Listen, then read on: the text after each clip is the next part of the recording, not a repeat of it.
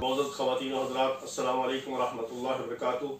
आज हम आपके पास कोरोना वायरस के हवाले से अल्हम्दुलिल्लाह खुशखबरी लेकर और कामयाब इलाज लेकर हाजिर हुए हैं। सबसे पहले तो मैं रूहानी इलाज के हवाले से आपसे कुछ गुजारिश करना चाहता हूँ कि जो मुसलमान सुबह शाम 3 दुआओं का अहतमाम करेगा। पहली दुआ बिस्मिल्लाहिल्लज़ी ला यज़ुर्रु मअ इस्मिही शैउन फिल अर्ज़ि वला फिस समाई व हुवस समीउल अलीम, 3 बार सुबह 3 बार शाम।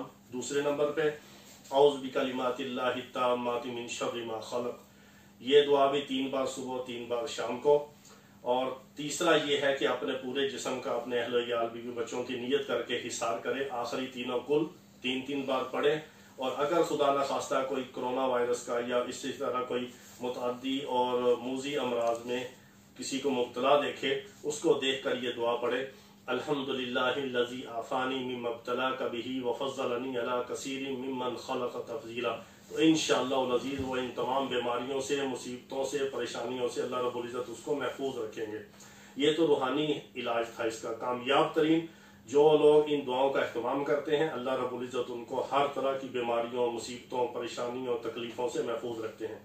इसके साथ साथ दुआए अनस रज़ियल्लाहु ताला अन्हु और दुआए अबू दरदा का भी एहतमाम करना चाहिए। वो आपको किताबों में, वज़ाइफ की किताबों में मिल जाएंगी। सुबह शाम उन दुआओं का भी एहतमाम करें, दोनों का, दुआए अनस और दुआए अबू दरदा रज़ियल्लाहु ताला। इसके साथ मैं आपको कोरोना वायरस के हवाले से कामयाब इलाज का जो मैं खुशखबरी आपको सुना रहा हूँ वो इस तरह है कि 2003 में मैं ईरानी हकीमों की दावत पर ईरान गया।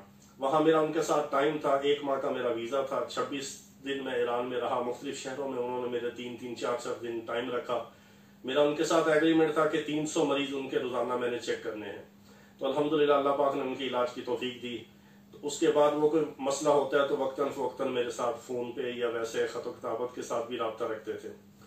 16-17 दिन पहले मुझे किरमान के अंदर ईरानी हकीम हैं अबू ज़र और एक हैं सैयद अली नजरी, उन्होंने मेरे साथ रब्ता किया और कहा कि हमारे किरमान और किरमान के करीब एक शहर है जीरुफ्त, उस इलाके में कोरोना वायरस फैला है और इस तरह के लोग जो हैं वो बहुत सारे हमारे मतलब में आ रहे हैं। तो हमें समझ नहीं आ रही कि हम इनका इलाज किस तरह करें। तो हम उनको एलोपैथिक की तरफ रेफर कर रहे हैं। तो मैंने उनसे कुछ अलामात पूछी।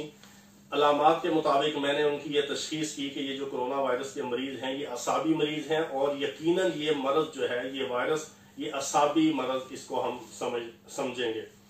उसके हवाले से मैंने उनको उसका इलाज बताया कि आप इस तरह करें, मरीज को इन चीज़ों का परहेज करवाएं, ये एहतियातें करवाएं और इस तरह का क्या और इस तरह की चीज़ें मरीजों को इस्तेमाल करवाएं।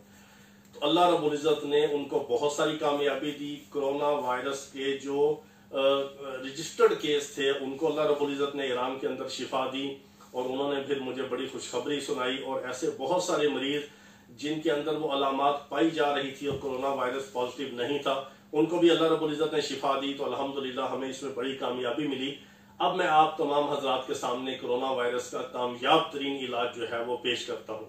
वो इस तरह है कि ये असाबी मरज है, उजलाती और गुद्दी मिजाज के अंदर आके ये मरज और ये वायरस बिल्कुल फना हो जाता है। तो हमें मरीज को, अगर कोई ऐसा मरीज हो जिसमें कोरोना वायरस पॉजिटिव है, तो उसके लिए ये करना होगा कि 3 दाने अंजीर के, 1 ग्राम दालचीनी, 1 ग्राम कलवंजी, 7 दाने मुनक्के के, इसको 2 कप पानी के अंदर पका के 1.5 कप पानी रह जाए सुबह, दोपहर, शाम, और कम अज कम 3 बार, ज्यादा से ज्यादा 5-6 बार मरीज को इसका कावा बना के इस रेशो के मुताबिक, इतनी मिकदार पानी और इतनी इसकी रेशो के मुताबिक इस तरह इसका कावा बना के इसका पानी मरीज को पिलाया जाए। और मरीज को दूध, दही, लस्सी, बोतल, शरबत, कोई स्कंजबीन, चावल और असाबी और बलगम और रतूबात पैदा करने वाली चीज़ों से परहेज करवाया जाए। और मरीज के बार बार हाथ जो है वो सैनिटाइजर से धोए जाएं और उसके चेहरे पे भी जो है वो उसके मास्क रखा जाए। वैसे ये वायरस इतना वेट वाला है कि ये हवा के अंदर, ऑक्सीजन के अंदर डिलीवर नहीं होता। ये किसी जगह पे, टेबल पे, हाथ पे लग जाता है, वहां से फिर ये आगे डिलीवर हो सकता है। किसी के साथ अटैचमेंट से ये लगता है, हवा के अंदर उड़ के ये जाने वाला नहीं। इस वायरस का वेट ज्यादा है। तीसरे नंबर पे ये बात है कि इस तरह मरीजों को इसका इलाज किया जाए। और खुदा न खास्ता कुछ ऐसे मरीज भी हैं कि जो इसमें मुब्तला हो चुके हैं और उनकी हालत बहुत सीरियस है, उनको साथ ये नुस्खा भी इस्तेमाल करवाया जाए। इसमें मलट्ठी और आग के फूल होते हैं, गुलमदार हम उसको कहते हैं, मुलट्ठी, आग के फूल, हल्दी और सौंफ, इन चारों को हम वजन लेके इनको पीस कर इसका मुरक्कब बना के 3-3 माशा सुबह दोपहर शाम, और मर्ज की शिद्दत की सूरत में 4 से 5 बार भी इसको दिन में नीम गर्म पानी के साथ दे सकते हैं। और इसमें जिसका सबसे ज्यादा फायदा हुआ वो नीम गर्म पानी में खालिस शहद मिला के मरीज को 3 बार पिलाने से बहुत फायदा हुआ।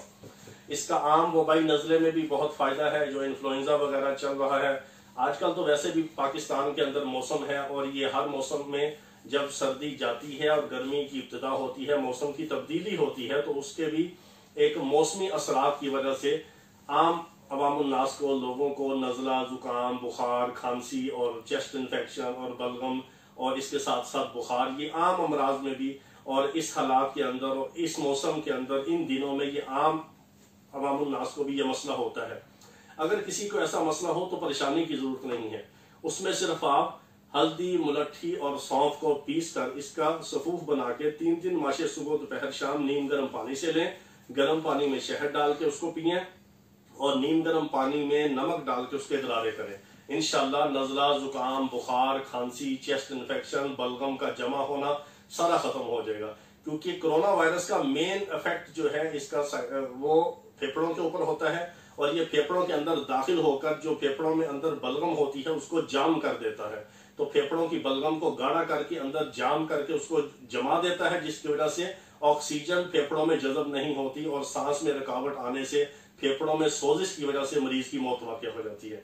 तो अल्लाह रब्बुल इज़्ज़त आप सब हजरात की हिफाजत फरमाए, इन एहतियाती तदाबीर पे अमल करें। जो इसका शिकार नहीं है वो इस पे अमल करेंगे तो इंशाअल्लाह वल अज़ीज़ रूहानी और जिस्मानी इलाज और इस परहेज और ग़ज़ा की एहतियात के साथ इंशाअल्लाह वो इस मरज़ से महफूज रहेंगे। और खुदा न खास्ता जो हमारे मुसलमान भाई इसका शिकार हो चुके हैं वो इस पे अमल करने से इंशाअल्लाह इस मरज़ से निजात पा जाएंगे। डरने की जरूरत, खौफजदा होने की जरूरत और घबराने की जरूरत नहीं है। जब मरीज डरता है, खौफजदा होता है, घबराता है, तो उसका जो कुव्वत मदाफ़त है, इम्यूनिटी सिस्टम है, वो उसका डाउन होता है, तो मरज उसके ऊपर शिद्दत अख्तियार कर लेता है। अगर खौफजदा नहीं होगा तो इंशाअल्लाह इस मरज से लड़के और अल्लाह रब्बुल इज़्ज़त से इसकी मदद मांग के, अल्लाह रब्बुल इज़्ज़त से इसकी दुआओं के साथ अल्लाह रब्बुल इज़्ज़त उसको शिफा दे देंगे। तो इसकी हिफाजत के साथ अल्लाह रब्बुल इज़्ज़त हम सब की हिफाजत फरमाए। वाखिर दावाना अनिल हम्दुलिल्लाहि रब्बिल आलमीन।